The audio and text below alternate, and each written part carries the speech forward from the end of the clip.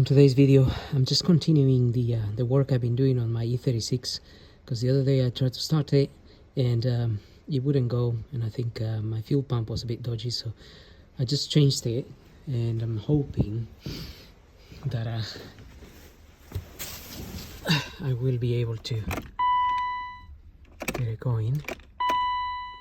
I just pump a couple of times.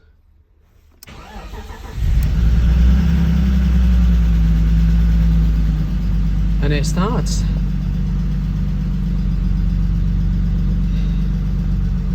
It actually sounds okay.